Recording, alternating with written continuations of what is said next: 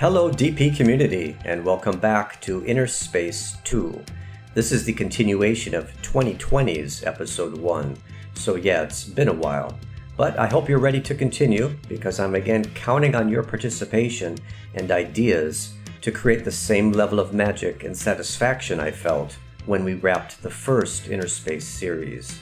If you recall from Inner Space 1, we went from this sort of rough blocking and discussion in the second episode to this amazing new viewing room in the finale. 2 years later, that new space remains part of DP's official Phobos interior design. Inner Space 2 refocused our attention to the mystery decks, and just like the first series, I used episode 1 to introduce the situation and boundaries we need to think about for this next rebuild. Please do watch episode 2.1 as a refresher. Now, while many of you were offering up ideas and suggestions following that opening episode, I was looking for further ways to filter the possibilities. To this end, I revisited Starfleet's familiar frigate lineup, which, as luck would have it, I had already featured in the single-shot episode, Thug Life. So let's make use of a readily available DP image. These 3 frigate starships need to look distinct and special, otherwise there's really no point in having multiple classes. But do you notice something about the Lochnar class exemplar that stands out here? And no, I'm not referring to the split secondary hull, because that's the design feature unique to the Lochnar refit that defines her as a separate frigate class. The Miranda has her roll bar, and the Soyuz has her prominent spine extension. If you're a seasoned Trek fan, I'm sure you're locked on to what's missing. Do you see it now? Well, I had started thinking about this when episode 1 went live, and so I was eager to see if any of your comments would bear this out. Yeah, there it is. Stephen Firestein had the same thinking, though he might have arrived at his idea using a different line of reasoning. Bays. Of course, it has to be some sort of utility bay that lives here. The Miranda has her 1 and 2 bays. The Soyuz has her 1, 2, and 3 bays. So it makes perfect aesthetic sense that our Lochnar refit must sport her own version of the 1 and 2 bays. So during the holiday break, I went ahead and worked on the exterior portion of the new bays. Just ignore any strange geometry or brokenness that you see. This is my mock-up mesh. It is not the filming model. The purpose of today's episode and your ensuing comments is to reach a decision about what's going to live in this part of the starship. But none of that will change the fact that this space will normally appear like this, doors closed. What I've done here is rebuild the hull so as to recess the door a bit. In keeping with Starship canon, I've also decorated the edge with lighting and have added some lettering detailing. My thinking here is that because the 2 new bays are prominent starboard and port structures, I could have the signage double as navigation sidelights. So the bay on the port side would have the same lettering, but in red light. I'm not married to this detail, however, so if you think it makes better sense to use some kind of, amber or white illumination on both sides, do let me know in the comments. The reason the Inner Space 2 build is so important and more complicated is we have to simultaneously consider the upper deck space. Recall that this area of the starship is 3 decks. The lower 2 decks will become some kind of utility bay, and the top deck will become the new peek-through space.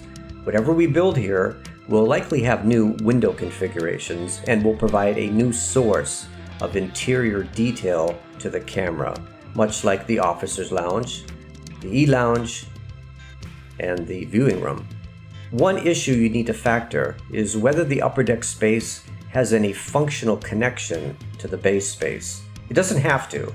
Much of this will depend on what kind of bay you're imagining, and today I will offer 2 narratives to illustrate how design of the upper deck space might be informed by the bay.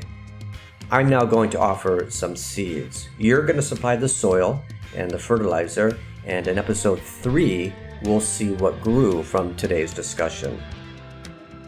You can see I have several drafts of the new space. I would just save a new version each time I changed or elaborated the story playing out in my head. This work was done more than a year ago, so I'll be trying to remember my thinking during today's discussion.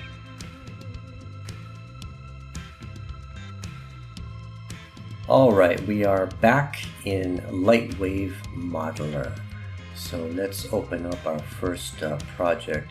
So you have to remember that the space we're working on is literally nothing. It's an empty cavity. There's no definition on the other side of the hull. So I'm guessing, even before I look at the file, I'm guessing my first file here, the first version, would be me just blocking out the space, adding walls and ceilings and all that, because there's nothing. So there shouldn't be too much here, just a general sketch of the space. Yeah, so we've got the bay area blocked in, and then we see the upper deck I have as open space. I have it as a platform, actually looking down into the bay. So here's looking down here. So yeah, it's an open platform. Possibly would have been maybe workstations up here. This is probably what I was thinking. But the point really is that by having the upper deck as an open platform, my early thinking is that the upper deck and the bay are connected, definitely. All right, let's go to the next version of this. Okay, now I've added people. This makes sense because once I have defined the space, I would be interested to know and to feel like, what the scale is. So what I've done here is I've dropped in my scaling figures. If I remember from Inner Space 1, the default size of these figures is on the short side. I think it was like 1.6 meters. And we really want them to be closer to 1.75. So let me just check right now to make sure that I actually did properly scale these guys going forward. So let me pull up my measure tool here. Top of the head to the soles of the feet. Great, 1.74 meters. So I did scale these guys already. Okay, so version 2 is nothing except me just dropping in the figures to help me start to visualize the space better. Okay, let's go to the next version. Okay, now what I've done here is I've added in a vehicle here. So now I'm starting to think about the story of this space. And this shuttle, as I remember, it came from a collection, like a tactical fleet collection of shuttles. And I started to strip it down. I just wanted something very basic, but I wanted it to be a very different vehicle than the shuttle that we have in the main shuttle bay. So I found it, I thought it looked really odd, and then I started stripping it down. My recollection here is that I'm thinking of this as a tugboat. So this would be, for example, the Phobos is flying into a region of high conflict and maybe assisting a distressed starship. So in that situation, the Phobos could drop off one of these tugboats for assistance and wouldn't necessarily have to remain in that sector. So I think that was the first story I was going through here. So that means the bay and the upper deck space are just all related to maintaining, launching, and monitoring assistance with this tugboat. Okay, let's go to the next version and see how the story changed. Okay, here I've started to think about the function of this space. So I've thought about, okay, well, how do you get from the upper deck platform area down to the bay? So I threw in some stairs, which I found probably on one of the free 3D sites, object sites. So I've just very roughly threw in some stairs here to see how that might function, getting from up to down. Other than that, nothing is changed here. So let's open up the okay, and then here I am just adding in more details. So here we've got railing now. So I found a railing and was thinking about how would I really decorate the upper platform here. Of course, you would want to have railing. You can't have people just dropping off from the upper deck. And of course, I mean, I just have this one side done, but that's just there to as a proof of concept. The whole space would be blocked off for safety. Okay, let's go to version 5. Okay, it looks like the shuttle changed. Oh, there's a couple more changes too. So the shuttle changed. I was continuing simplifying and modifying the shuttle. So I removed the rocket launchers, which makes sense because my thinking is not really aggression and attack. It's more service, lending assistance to a disabled starship. And then the other thing that I noticed that's different here is I actually walled in here. So here I'm playing with the possibility of having windowed walls to mark off the upper deck stations where people are working or monitoring. So modifications to the shuttle, and then playing around with what if we had walls and windows. This is more similar to the shuttle bay in Star Trek V, the shuttle bay that we saw in the Enterprise A. Okay, so let's go to version 6 and see what's going on.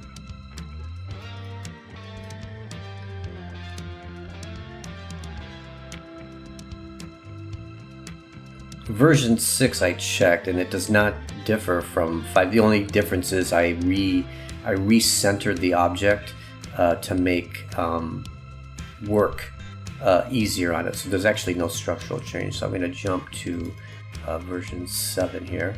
Okay, so now notice the upper deck now is closed, and I have the beginnings of a separate room. I've taken the upper deck now, and I'm now thinking about it as 2 rooms. So there's a room here where the guy is standing. There is a central corridor here, and then another room. So here I start playing with the idea of these being suites, either living spaces or maybe large offices. And if I recall, the narrative change that led to me thinking about closing this is that I was thinking about this now being a lifeboat. So previously it's been a tugboat, a shuttle for assistance to distressed or disabled vessels. But here I'm thinking about VIPs and dignitaries who are on the USS Phobos. So the story here is that in the event that the Phobos is in danger or imminent danger while carrying VIPs and dignitaries, they would be staying here. This would be the VIP suites, and in the event of an evacuation, they would then be on this special shuttle and would be removed from the region and from the starship. So now I'm thinking the function of the shuttle is different, and then that led me to rethink the upper deck. I think later we'll see I blocked off the front part here, so the forward part would be offices or control rooms with the VIP suites in the back. So here would be a suite, here would be another suite, and then in the front would be like security stations, some type of operation where Starfleet personnel would be working or staying in here related to security and monitoring to ensure the safety or the safe arrival of important people who are on this starship. Let's see what changed for version 8. Oh, I know, that's a cutter. That's why that's there. So let me show you what it looks like without that cutter there. So that cutter was added to poke a hole in the ceiling. So I'm still on the same narrative. 2 suites. You can also see here now I've blocked in the forward part here. So the forward part now is like a separate station. And the idea here is that we have a corridor going to these the station in the front. And this cutout is, I was thinking it would be cool if that was like glass. So that's supposed to be glass. As you're walking through here, you can monitor and see the bay below. So there would be a door here going into this room, and a door here going into this room, and then the corridor going to here. So there would be a door here. You can see I've boxed in what would be the control room or office for this space. All right, so those are the 2 early ideas I was playing with as I started mocking up this space, playing around with it, and just trying to imagine what might be happening here. Yeah, so this is going to be the fun part now, waiting for you guys to continue this. So what should this space be used for? And is it connected to the upper deck? Again, it doesn't have to be, but what do you see the upper deck space functioning as? In terms of peek through windows, we would probably have a window here. Windows along here, and possibly here. Yeah, but the placement of windows will of course depend on the decision as to what this space is. All right, so at this point, I want to stop and then turn the sandbox over to you guys and gals and let you decide what you want this to be. So start thinking about the space. What is the base space for? Is it connected to the upper deck? And if so, how would you get there? And what is the purpose of the upper deck? How would you arrange it? Where would you put windows? And then just like Inner Space 1, the final reveal will be in the next episode. All right, so have some fun thinking about this, and we'll return to this in episode 3. Until next time, this is Antimatter.